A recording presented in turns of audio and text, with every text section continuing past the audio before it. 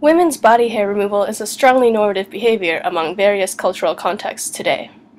Few researchers have thought to examine the widespread behavior of female body hair removal, which speaks to its acceptance as everyday and commonplace actions that go unquestioned and seem almost trivial. However, the human body, male or female, produces hair naturally, and for a biological evolutionary purpose. Body hair in general, for example, serves as a trap for pheromones and as a visual sign of reproductive maturity. Pubic hair in particular serves as a safety net to protect the genital region from bacterial infections and can also function as a protective pad during intercourse. The fact remains that it requires a certain amount of work for women to remove their hair, even though the hairless, feminine look is supposedly something that comes naturally to women in most groups in American society today, as evidenced by portrayals of female bodies in advertising, pornography, women's magazines, and other media. Previous studies examining the female body hair ideal have focused on large-scale statistical analyses, which found that the majority of these women removed their leg and armpit hair, and also showed an increasing trend in these women grooming their pubic hair as well.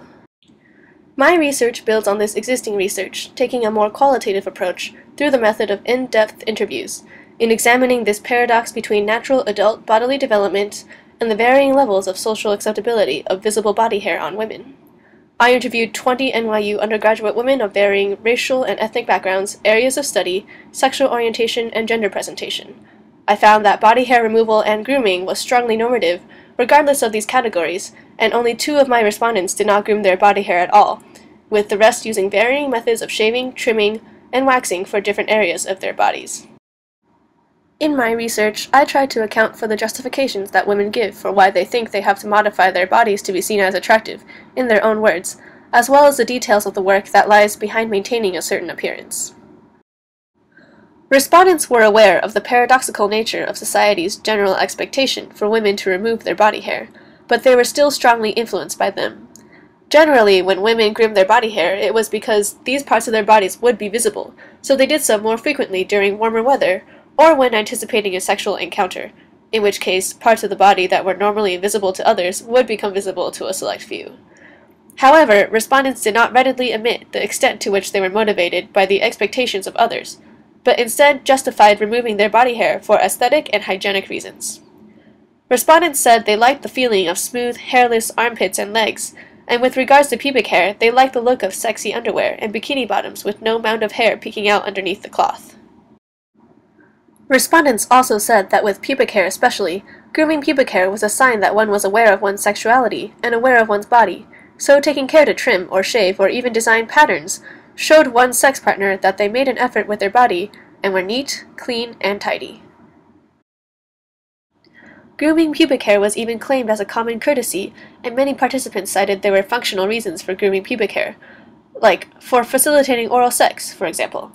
Many claimed they liked the way a hairless vagina looks, or liked doing fancier things like landing strips or bikini waxes, thinking that this was sexy for both themselves and for their sex partners.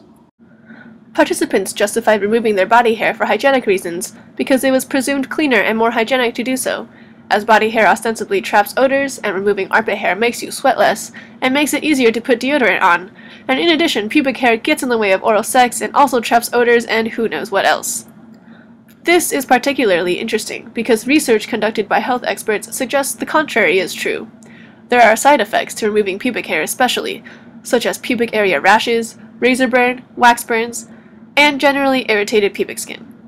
Pubic hair, as mentioned before, also serves as a protective barrier against infections. However, respondents insisted that removing pubic hair was cleaner and actually prevented the transmission of disease. In conclusion, most participants across all sexual orientations, gender presentations, racial backgrounds, and areas of study considered body hair unclean, needing maintenance or removal, and unfeminine. Regardless of what they did with their body hair, they were conscious from a young age about the expectations for them to remove their body hair, whether they first learned from siblings, their peers, their parents, or a significant other. They were also aware from a young age of a strong stigma against women and visible body hair.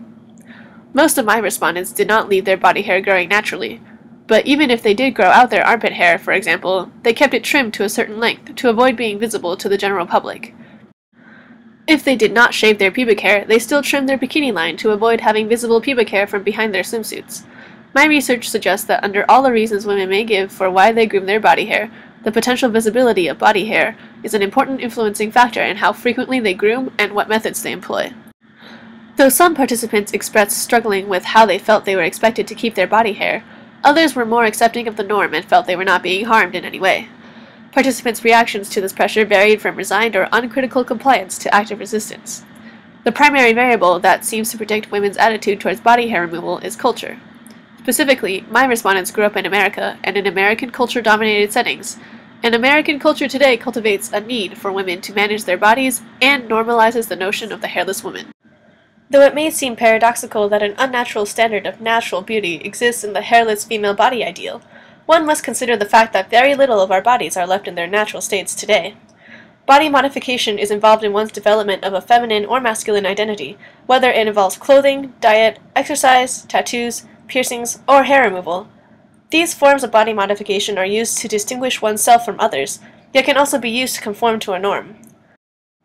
Though female body hair removal has been strongly normative for decades in America, recent studies are showing a similar trend towards body hair removal for both gay and heterosexual men.